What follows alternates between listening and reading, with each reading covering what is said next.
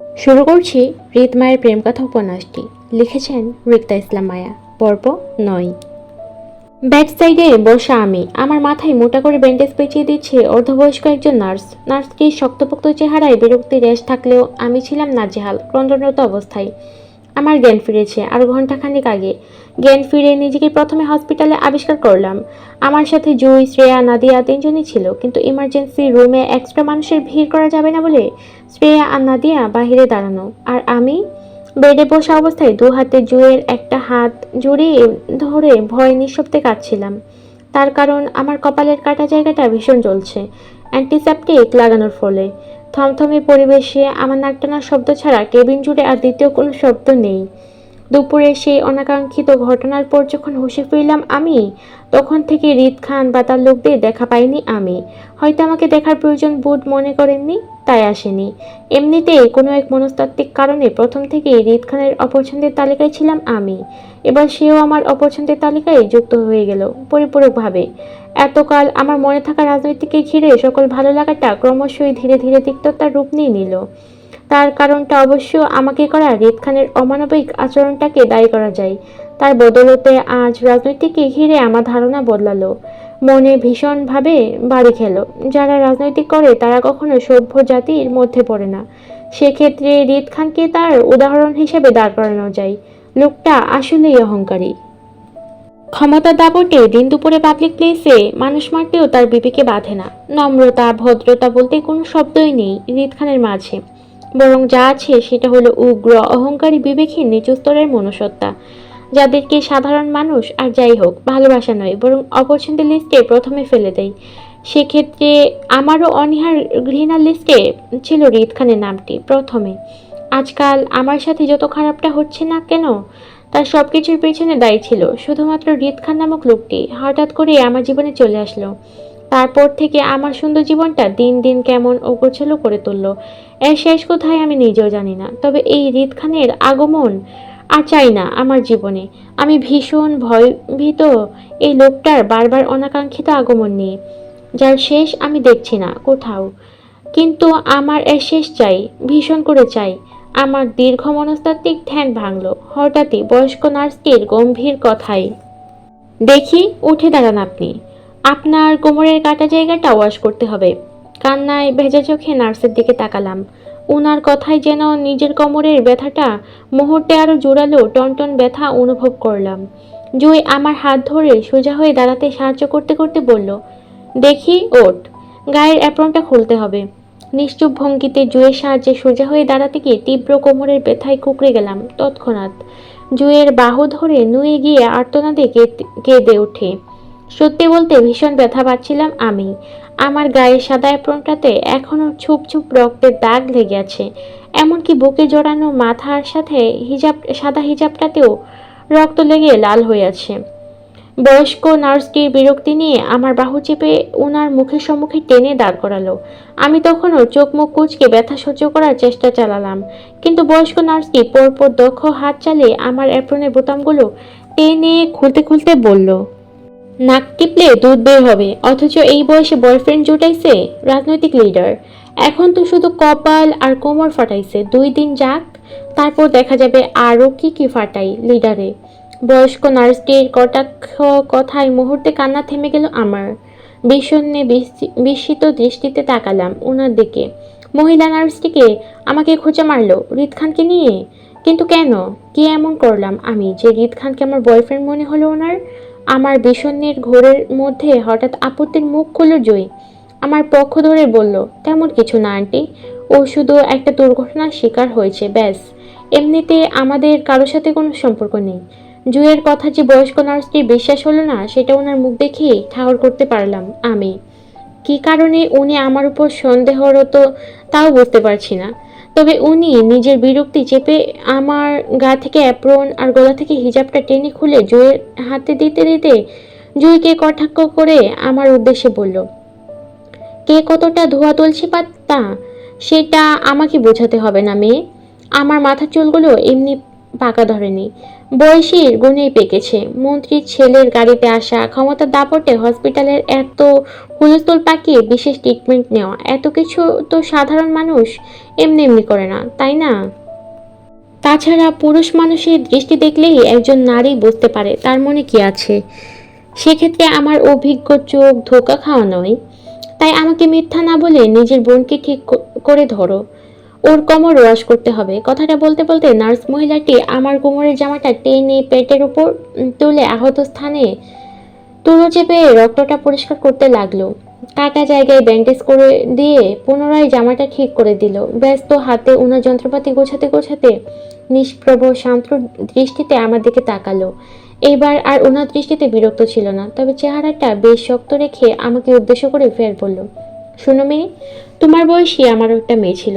সেও তোমার মতো ভুল করে কিশোরী বয়সে ছাত্রলীগের লিডারের সাথে প্রেমের সম্পর্কে জড়িয়ে পড়েছিল। বিনিময়ে আজ সে কবরে আছে। কিন্তু আমার মেয়ে কেন, কিভাবে মরেছে সেটা এখন না বলি। তবে তোমাকে এতটুকুই সাবধান করছি, রাজনৈতিক করা ছেলেদের সাথে ভবিষ্যৎ কখনোই ভালো হয় না। তুমি চাইলেও তাদের সাথে স্বাভাবিক জীবন পার করতে পারবে না, কারণ এরা নিজেদের জীবনে নিশ্চয়তা যেমন তোমাকে দিতে পারবে না, তেমনই নিজের পরিবারেরও না। ভাগ্য ভালো থাকায় আজ তো তুমি শুধু কপাল আর কোমর ফাটিয়ে হসপিটালে এসেছো, কিন্তু পরের বার ভাগ্য তোমার সহায় নাও থাকতে পারে। তাই সাবধান করছি, মন্ত্রী ছেলের পিছন ছেড়ে দাও, নয়তো অকালে সবকিছু হারাবে। বয়স্ক নার্সটির ভাসা ভাসা চোখে অশ্রু দেখলাম আমি। হয়তো মেয়ে হারানোর শোক ছিল তাতে, কিন্তু মুখের ভঙ্গিমা নিদারুণ শক্ত তেজস্বী। আমাকে কথাগুলো বলে ড্রেসিং করা রক্তের বাটিটা হাতে তুলে নিয়ে গেল। আমি ওনার যাওয়ার দিকে হতভম্ব হয়ে তাকিয়ে রইলাম। নিষ্পাপ আমি কোনো কিছু না করেও সবসময় অপরাধী হয়ে যাই। এবারও তাই হলো। মন্ত্রীর ছেলে মানে রিদ খানের সাথে আমার কি এমন ভাব দেখলো তারা, যার জন্য মহিলাটি এত বড় আদেশবাণী শুনিয়ে গেল আমাকে, সেটাই বুঝতে পারছি না আমি। হতভম্ব আমি অবাক চাহনি ঘুরিয়ে তাকালাম জয়ের দিকে। নার্সটির কথার আগামাথা কিছুই ঢুকেনি আমার মাথায়। সবকিছু কেমন মাথার উপর দিয়ে গেল। তবে মনে মনে সন্দেহ হলো বেশ। নিশ্চিত আমার বেহুশ হওয়ার পর কিছু একটা হয়েছিল হসপিটালে আমাকে ঘিরে, যার জন্য হয়তো নার্সটি ভুল বুঝে আমাকে রিদ খানের সাথে জড়িয়ে দিল। জুই হিজাবটা আমার বুকে ওনার মতো করে জড়িয়ে দিতে দিতে স্বাভাবিক কণ্ঠে বলল, তোকে আমরা রিদ খানের গাড়িতে করে এনেছিলাম এখানে। ওনার বডিগার্ড আসিফ ভাইয়া আমাদের হেল্প করেছিল তোকে হসপিটালে আনতে। তবে এখানে এসে কিছু আপত্তিকর ঘটনা হয়েছিল তোকে ইমার্জেন্সি বেডে নিতে গিয়ে, এই জন্য মূলত নার্সটি ভুল বুঝলো তোকে। এবার চল এখন বাসায় যাই। জুয়ের মুখে আপত্তিকর ঘটনা শব্দটি আমার মনে বেশ কৌতূহল সৃষ্টি করলো। কি এমন ঘটেছিল যে তিনি আমাকে রিদ খানের সাথে নাম জড়াচ্ছিল? জুই পাশ থেকে আমার কাঁধ জড়িয়ে রুম থেকে বের হতে চাইলো। আমি কোমরের ব্যথায় তখনও পা ঘুরিয়ে ঘুরিয়ে হাঁটছিলাম ধীরে ধীরে। তবে আমার মনে কৌতূহলটা তখনও ছিল বেশ। সেটা দমাতে না পেরে প্রশ্নই করে ফেললাম, কি হয়েছিল, কোনো সমস্যা? জুয়ের কয়েক সেকেন্ড লাগলো আমার কথাটা বুঝতে, বুঝে সম্মতি দিয়ে বলল, হয়েছিল একটু। কেন? নেতাদের কোলে চড়ে হসপিটালের দোতলায় আসলে যা হয় তাই হয়েছিল। এই নিয়ে গুঞ্জনের মুখে পড়েছিস তুই? ভয়ানকভাবে চমকে উঠে থমকে দাঁড়াই আমি। বিষণ্ণে মাথা ঘুরে উঠল আমার। হতভম্ব গলায় মৃদু চিৎকার করে উঠি তখনই। কি? মায়ার হঠাৎ চিৎকারে থতমত খেয়ে উঠল জুই। চমকে ওঠা ভঙ্গিতে মায়াকে নিয়ে জুইয়ের পা থামলো তখনই হসপিটালের করিডোরে। ইতস্তত জুই তৎক্ষণাৎ চোখ ঘুরালো আশেপাশে। চোখে পড়ল হসপিটালের যাতায়াতকারী মানুষের বাঁকা চোখ। তাদের মধ্যে একজন হৃদ নিজেও ছিল। তবে তার বাঁকা চোখ মায়ের উপর নয়, বরং সরাসরি তাকিয়েছিল মায়ের দিকে। কিন্তু হতবুদ্ধি মায়া তখনও বিষণ্ণের ঘোরে জুইয়ের দিকে তাকিয়ে। ইতস্তত জুই খানিকটা দ্বিধা নিয়ে চোখ ঘুরে মায়ের দিকে তাকালো। মায়ের কাঁধে হাতটা আরো একটু চেপে ধরে খুঁচিয়ে আস্তে করে বলল, কি করছিস? আস্তে কথা বল, আশেপাশে মানুষজন দেখছে তোকে। ধ্যানরত মায়া মনোযোগ তখনও জুয়ের দিকে, যেন অনেকটা শক্তে আছে। জুয়ের কথায় সে রিদ খানের কোলে ছিল সে, ভাবতেই যেন আতঙ্কে ছেড়ে যাচ্ছে মায়ার শরীর জুড়ে। তারপরও জুয়ের অনবরত খোঁচানিতে মায়া বাধ্য হলো ঘাড় বাঁকিয়ে সামনে তাকাতে। ভাগ্যের ফেরে মায়ার সেখানেও চোখাচোখি হয়ে গেল হৃদের সাথে। মূলত হৃদ হসপিটালের করিডোরে দাঁড়িয়েছিল আসিফের সাথে, যেখানে আসিফ হৃদকে কিছু বলছিল আর হৃদ সেটা মনোযোগ সহকারে শুনছিল। হালকা কপাল কুঁচকে মৃদু মাথা নাড়িয়ে সম্মতি দিতে দিতে। মূলত তাদের দুজনের মধ্যকার কথোপকথনের মধ্যে মায়ার হঠাৎ চেঁচিয়ে উঠতে মনোযোগ নষ্ট হয় হৃদের। অনেকটা বিরক্তি নিয়ে ঘাড় ঘোরালো আর দৃষ্টিতে ভিড়ল মায়ার হতভম্ব চেহারাটা। কিন্তু কয়েক সেকেন্ড যেতে না যেতেই হৃদের সেই বিরক্তিকর দৃষ্টি শিথিল হয়ে আসলো মায়ের উপর। অনেকটা বিস্মিত নিয়ে চোখ ঘোরালো মায়ের পা থেকে মাথা অবধি। এই প্রথম মায়াকে খোলা চলে দেখলো হৃদ। নয়তো এই নিয়ে তাদের যতবার দেখা হয়েছিল প্রতিবারই মায়াকে হিজাব পরা অবস্থায় দেখেছে সে। আঘাত না পেলে হয়তো আজও তেমনই দেখত হৃদ। তবে আজকের অনাকাঙ্ক্ষিত ঘটনাকে ঘিরে এই প্রথম হৃদের চোখে প্রদর্শিত হলো মায়া নিজে।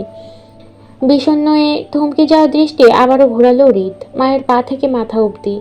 কলেজের সাদা ড্রেসের সাথে মাথার সাদা ব্যান্ডেজটিও যেন আর চমৎকার দেখালো হৃদের চোখে। কিন্তু আতঙ্কিত মায়া হৃদের চোখে চোখাচোখি হতেই তৎক্ষণাৎ জুঁয়ের বাহু টেনে নিজেকে আড়াল করতে করতে বলল। জুঁয়ের পেছনে লোকাতে আবার চমকে উঠল জুঁই। কি হয়েছে জানতে চেয়ে মায়াকে সামনে আনতে চাইলে বাধা দেয় মায়া। ভয়ার্ত মুখে জুঁয়ের পেছন থেকে উকি মারতে আবারও চোখাচোখি হয় হৃদের শান্ত দৃষ্টির সাথে। ভয়ার্ত মায়া আরো ভয়ার্ত হলো হৃদের শান্ত দৃষ্টির ভিড়ে পড়ে। তার পেছন থেকে জুঁয়ের অ্যাপ্রনটা শক্ত হাতে চেপে ধরে ফুপিয়ে কেঁদে উঠল ভয়ে। ক্রন্দন গলায় বলতে থাকলো, বাসায় যাব, আমি বাসায় যাব, প্লিজ জুঁই আমাকে বাসায় নিয়ে চল। এই লোকটা ভালো না, ভীষণ বাজে, আমার ভয় হয় এই লোকটাকে দেখলে। এই লোকটা আমাকে আবার আঘাত করবে। প্লিজ জুঁই আমাকে বাঁচানা বোন, আমাকে নিয়ে চল না এখান থেকে প্লিজ। কথাগুলো শেষ করতে করতে মায়া আবারও ফুপিয়ে কেঁদে ওঠে হৃদের ভয়ে। মায়ার হঠাৎ কান্নায় জুঁইও থতমত খেয়ে যায় এবং বুঝতে পারে মায়া এই মুহূর্তে হৃদকে ভীষণ ভয় পাচ্ছে। কিন্তু একটা অ্যাক্সিডেন্টকে ঘিরে মায়ার হঠাৎ হৃদকে এতটা ভয় পাওয়ার কারণটাও বুঝলো না। আবার হৃদের অনাকাঙ্ক্ষিতভাবে হসপিটালে উপস্থিত থাকাটাও বুঝলো না। মোট কথা কোনোটাই জুঁইয়ের মাথায় ঢুকলো না। তবে জুঁই মনে করেছিল ওদের হসপিটালে দিয়ে হৃদ হয়তো চলে যাবে। কিন্তু এই পর্যন্ত হৃদের হসপিটালের উপস্থিত থাকাটা সত্যি জুঁইয়ের মাথায় আসলো না। জুঁই ভাবলো হৃদ কি তাহলে এতক্ষণ ধরে ওদের অপেক্ষায় দাঁড়িয়েছিল এখানে, নাকি নিজের আহত ছেলেদের জন্য দাঁড়িয়েছিল, কোনটা? ইতস্তত জুঁই আর চোখে হৃদের দিকে তাকাতেই দেখলো হৃদের শান্ত দৃষ্টি আপাতত এদিকে তাক করা। কেমন গম্ভীর আর নিশ্চুপ ভঙ্গিতে তাকিয়ে আছে হৃদ। ইতস্তত জুঁই খানিকটা জড়সড় হয়ে দাঁড়ালো। জড়তা যেন আস্তে পৃষ্ঠে কামড়ে ধরলো জুঁয়ের শরীর। তাই মায়াকে কিছু বলতে না চেয়ে কণ্ঠ অবরোধ করলো জুঁয়ের হৃদের শান্ত দৃষ্টির অতলে। জড়তায় জুঁয়ের গলা দিয়ে একটা শব্দ বের করতে পারল না বলে এক মুহূর্তের জন্য সেও অসহায় হলো। আধশোয়া অবস্থায় পিঠে বালিশ থেকে খাটে বসা আমি। ভীষণ যন্ত্রণায় কোমর টনটন করছে, ব্যথায় যার তাড়নায় এখনো ঘুম নেই আমার। অর্ধরাত্রি হতে চলল। আমাদের অন্ধকার রুম জুড়ে তখনও আলোর অভাব। পাশে জুঁই ব্যাগ ঘুরে ঘুমাচ্ছে বলে রুমের আলো জ্বালায়নি। কিন্তু আরিফ ভাইয়ার রেখে যাওয়া দ্বিতীয় ফোনটা আলোর সবটা পরিষ্কার আমার চোখে। আমি ততক্ষণে বেশ কয়েকবার ফোন করে ফেলেছিলাম হাফেজ সাহেবের নাম্বারে, কিন্তু বারবার ব্যর্থ হচ্ছিলাম ওনাকে ফোন মিলাতে। বুক ভরা কষ্ট আর হতাশার দৃষ্টি ফেলে আবার কল লাগালাম হাফেজ সাহেবের ফোনে। জানি মধ্যরাতে কাউকে ফোন করাটা ব্যাড ম্যানার্সের মধ্যে পড়ে, কিন্তু তারপরও অচেনা স্বামীটার জন্য আজকাল মনটা বড্ড পড়ছে। ভীষণ মিস করছি তাকে। বিশেষ করে আমার এত অনুসন্ধানের পর যখন লোকটাকে খুঁজে পাচ্ছিলাম না, তাই আগ্রহটা আরও বাড়ছে দিন দিন অচেনা স্বামীকে খুঁজে পাওয়ার আকাঙ্ক্ষায়। কে সে, কি তার পরিচয়, বড্ড জানতে ইচ্ছে হয় আমার। জীবনে কোনো দিন তার দেখা পাবো কি না তাও জানি না, শুধু জানি আমার তাকে চাই, খুব করে চাই। তাকে খুঁজে না পাওয়ার তৃষ্ণা আমাকে আরও কাতর করে তুলছে। বুক ভারী দীর্ঘশ্বাস ফেলে আবারও কল দিলাম হাফেজ সাহেবকে। বরাবরের মতোই অফ যাচ্ছে হাফেজ সাহেবের নাম্বার। তাই ক্লান্তিতে কোলের উপর ফোনটা রেখে গা এলেই শোলাম খাটে। কপালের উপর একটা হাত রেখে আবেশে চোখ বন্ধ করলাম। দুশ্চিন্তায় আহত মাথাটা টনটন করছে তীব্র ব্যথায়। একদিকে নিজের অচেনা স্বামীকে খুঁজে না পাওয়ার যন্ত্রণা যেমন আমাকে ঘায়েল করছিল, ঠিক তেমনই আমার জীবনে হঠাৎ হৃদ খানের আগমন মুড়িয়ে দিচ্ছিল অপমানের ঘোরে। তার কর্তৃত্ব আমাকে করা বারবার অপমানগুলো আমার বেশ আত্মসম্মানে লাগছিল।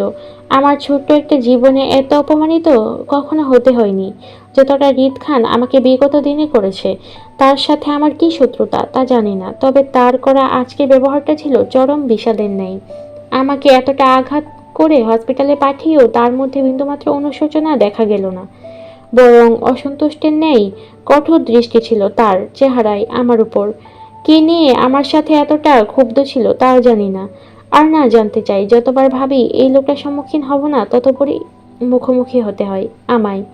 সে কি ইচ্ছা করে আমার মুখোমুখি হয় নাকি সম্পূর্ণটাই কাকতালীয় তাও বুঝতে পারি না। মোট কথা আমি কিছুই বুঝতে পারছি না, শুধু মাথায় আসে কোনো কিছুই ইচ্ছাকৃত হলে রিদ খান আর যাই হোক আমার সাথে বাজে ব্যবহার করতো না, বরং আপোষেই কথা বলতো। কিন্তু আমাদের মাঝে বিষয়গুলো অনিচ্ছাকৃত হওয়ায় হয়তো রিদ খান আমাকে মেনে নিতে পারছে না, তার সাথে অনাকাঙ্ক্ষিত দেখাই। কিন্তু আমি বা কি করব? লোকটার মুখোমুখি হওয়ার পেছনে আমারও কোনো হাত নেই। সম্পূর্ণ অনাকাঙ্ক্ষিত আমাদের পরপর দেখাগুলো।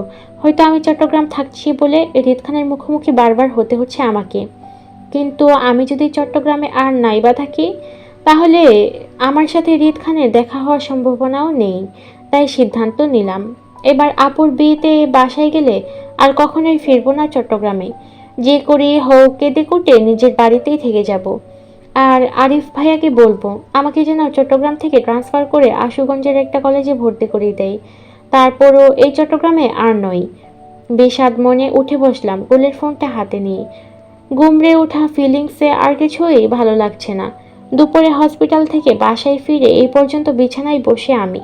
কপালের ব্যান্ডেজ কাল ছাড়াতে হবে। আরিফ ভাইয়া বাসায় নেই, আমাদের বাড়িতে আশুগঞ্জ আছে আপুর বিয়ের জন্য। সেখানে নাকি আরও কয়েকদিন থাকবে, তার জন্য আপাতত আমি আর জুই একাই বাসার মধ্যে ছিলাম। তবে যাওয়ার আগে আরিফ ভাইয়া আমাদের বাসার কাজের মহিলা স্বপ্না খালা কে বলেছে রাতে থাকতে। উনি ওনার 10 বছরের মেয়ে মরিয়মকে নিয়েই আছে আমাদের সাথে। আমি এক পলক তাকালাম মেঝের দিকে। আবছা আলোয় দেখলাম স্বপ্না খালা আর মরিয়ম দুজনেই ঘুমাচ্ছে। আমি দীর্ঘ নিঃশ্বাস ফেলে হাতের ফোন নিয়ে খালি পায়ে খুঁড়িয়ে খুঁড়িয়ে গেলাম বারান্দায়। অন্ধকারময় আকাশটায় আর চাঁদের দেখা নেই। চাঁদবিহীন আকাশের নিগার নিষ্ক্রিয় ঘুটঘুটে আধারের মেলা। আমি শূন্য দৃষ্টি আকাশে ফেলে আবারও ফোন মিলালাম হাফেজ সাহেবের ফোনে। জানি কলটা যাবে না, নাম্বারটা অফ বলবে। তারপরও মনের ছটপটে কল দিতে থাকলাম হাফেজ সাহেবের নাম্বারে, যদি কোনো চমৎকার হয়ে যায় এই আশায়। কিন্তু আমার চমৎকার আকাশে আজ অন্ধকারের মেলা বলে এবার আমি বিফল হলাম হাফেজ সাহেবকে কল মিলাতে। শেষ হলো রিতমায়ের প্রেম কথা উপন্যাসটির 9ম পর্ব। কেমন লাগলো অবশ্যই কমেন্ট করে জানাবেন। ভালো লাগলে লাইক কমেন্ট শেয়ার এবং সাবস্ক্রাইব করবেন। ধন্যবাদ।